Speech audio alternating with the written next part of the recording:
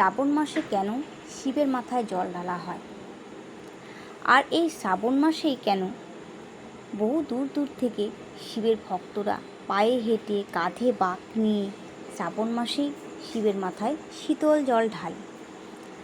আমরা কিন্তু এর কোনো কারণ না জেনেই শ্রাবণ মাসে শিবের জন্ম মাস বলেই শিবের মাথায় জল ঢালি, কিন্তু তার একটা বিশেষ কারণ আছে।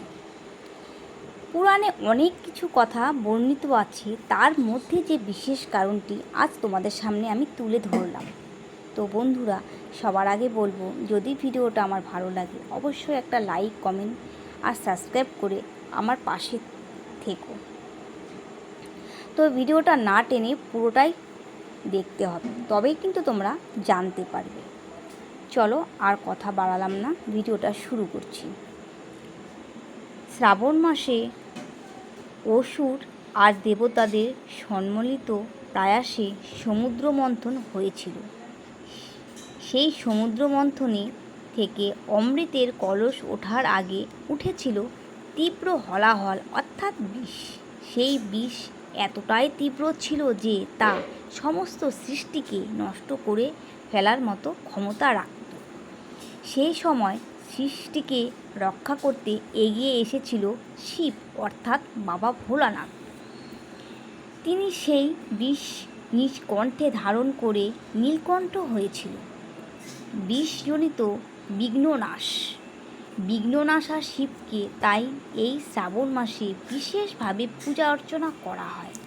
শিব যেমন নিজে বিষ ধারণের জ্বালা সয়ে জীব জগতের রক্ষা করেছিল, তাই শিবের ভক্তরা পায়ে হেঁটে কাঁধে বাঁক নিয়ে কৃচ্ছ সাধনার মধ্যে দিয়ে পূর্ণ সলিলে তাকে বিশেষভাবে পুজো অর্চনা করেন বা আহগমন করিয়া পুজো করেন।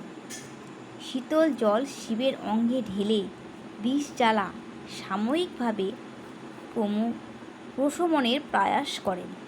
অপরদিকে এই শ্রাবণ মাসে শিবের জন্ম মাস এবং এই শ্রাবণ মাসে শিব পার্বতীর মিলন হয়েছিল বা বিবাহ হয়েছিল। তাই আমরা অনেকেই জেনে থাকি যে শ্রাবণ মাসে শিবের জন্ম মাস কিংবা শিব পার্বতীর বিবাহিত হয়েছিল। অনেকেই মনে করে যে এই যে শ্রাবণ মাসে প্রতি সোমবার আমরা শিবের মাথায় জল ঢেলে থাকি, তার একটা বিশেষ কারণ, শিব প্রতি সোমবার পার্বতীর কাছে আসে কিংবা পার্বতী শিবের কাছে আসে।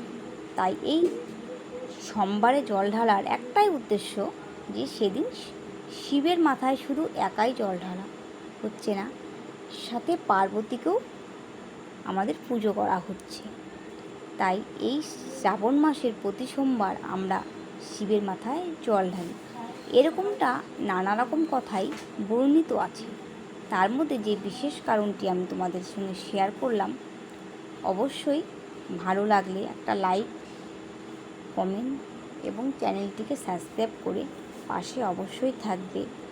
আর এই ভক্তদের মনস্কামনা যেন পূর্ণ করে আমরা সকলেই বাবা ভোলানাথের কাছে প্রার্থনা করব। যারা এত কষ্ট করে বহু দূর থেকে শিবের মাথায়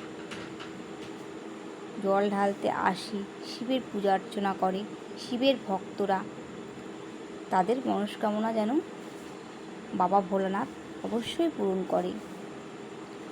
অনেকে অনেক কিছু করে থাকে শিবের জন্যে। বাবা ভোলানাথ সত্যিই ভোলানাথ, অল্পতেই সে তুষ্ট হয়। আর তার পুজো করতে বিশেষ কিছু লাগে না, শুধুমাত্র একটা বেলপাতা। আমরা নানা রকম জিনিস দিয়ে পুজো করে থাকি, কিন্তু বাবা ভোলানাথের পুজোতে একটা বেলপাতাই যথেষ্ট।